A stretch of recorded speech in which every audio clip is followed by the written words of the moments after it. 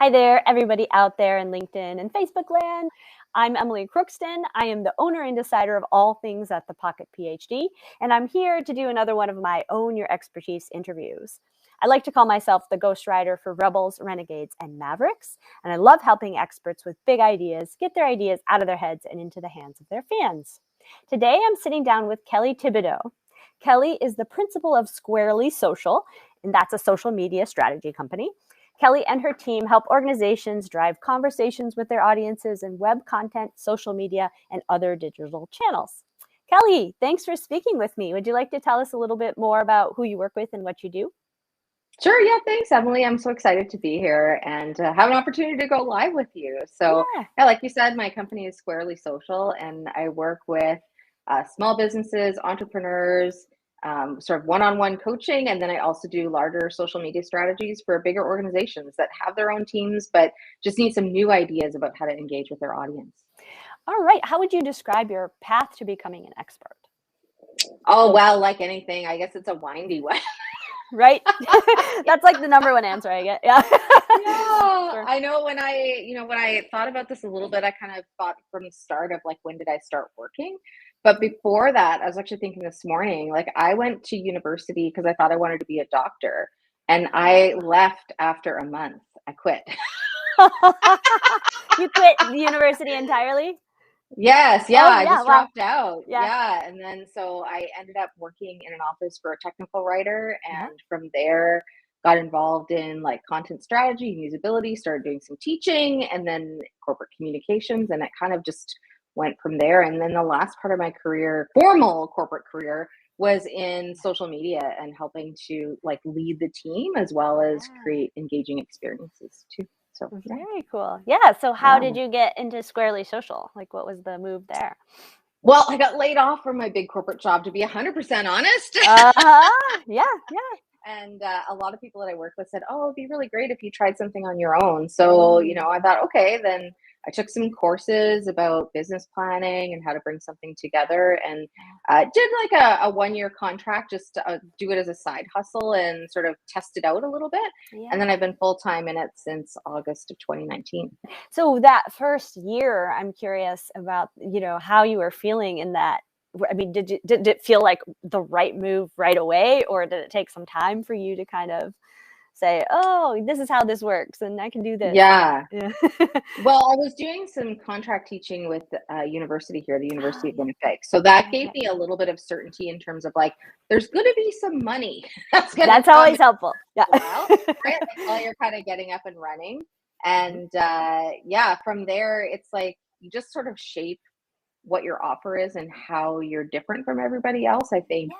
through experience of both like connecting with other people, working with other people, just sort of like and going through. It's like being an entrepreneur is the largest exercise in self discovery that you never really expected it's going to Yeah. happen. You're like, Right. I thought Right. I'd start a business. I didn't know I was going to have to take this deep dive into who I am to figure that out. Yes. So Yes. Yes. Oh, yeah, I agree yeah, 100%. Yeah, yeah, you learn more yeah, about yourself than you ever thought you would. You didn't know you were totally. you were taking a self-help course when you start your business. Yes, yes, yeah, exactly, Right, right. exactly. Yeah, Love yeah. that. Yeah. Okay, next question. What is your die in a ditch belief? So a die in a ditch belief for the audience is something you've thought long and hard about. It's something you'd be willing to defend if you were pressed. Might be a little controversial.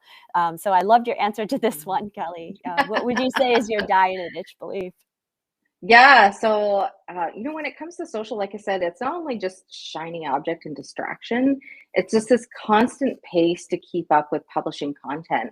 And when Uh-huh. you only see social media through the lens of how can I get my word out to more people without being thoughtful about how you engage and build that community, that's where the conversations happen, right? And to me, even as a company that I chose to call Squarely Social, it's not about social media. Social is what happens when your content is doing its job.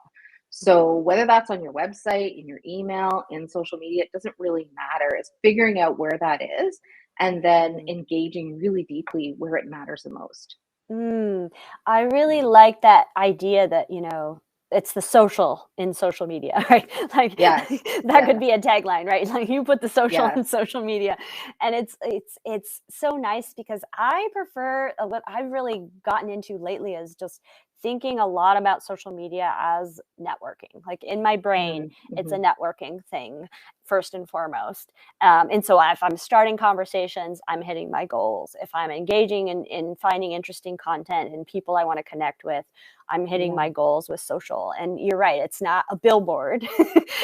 It's about the interacting with people. Yeah. Do you have any tips to share about keeping the mindset around social media in a way that doesn't, make you crazy or make you I want to leave? definitely think, well, quality over quantity for sure. But I would say, like if you're feeling the pressure to be posting every day and coming up with new content ideas, sort of flip the script and do some listening and see what you can learn from social by like other people in your field or industry, or if you want to switch industries, what's happening in there, and then how can you contribute and give back. So I would say flip it. So maybe you're publishing less often, but being more thoughtful about leaving fewer, like deep engaging comments on content. And I mean, that's one thing I love about LinkedIn is that it shows you, right? And so it's a nice opportunity to get to connected to people that you might not otherwise know. So I know that seems counterintuitive because some platforms are like every day, you have to post every day. Yeah.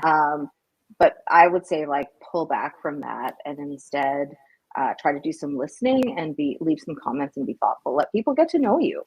So. Yeah, I think that's a good point. And I also agree about the point with LinkedIn because it really rewards you for engaging more than posting anyway. So it's not necessarily wrong to back down on posting on LinkedIn as long as you're still there and engaging with people. The algorithm isn't going to ding you for that.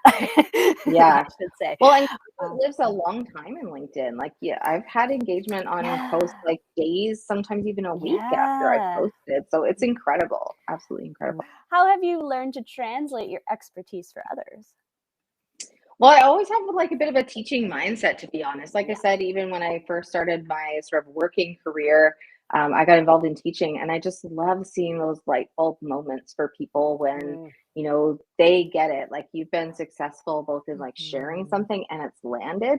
Like way back in the day, I used to even teach HTML to people. And so that was like, it's way too complicated for that now. I'm not a developer by any means, but more just so that people can build their own web pages and then, show their writing and user experience. So it's sort of that piece when that knowledge is translated and people really enjoy it. And I also like to just make things different and fun and not your typical like, classroom experience where maybe your instructor is just doing all the talking and you're just expected to kind of listen. Like classrooms are really different these days. And certainly since pandemic and everything's gone online, same thing is just, like how can you make that a richer, more engaging experience and help people learn? So I've always approached my work that way, whether it's onboarding new team members or actually being in an official like teaching capacity. So as much as I, try to learn as much as possible all the time, I sort of do that with other people too. So I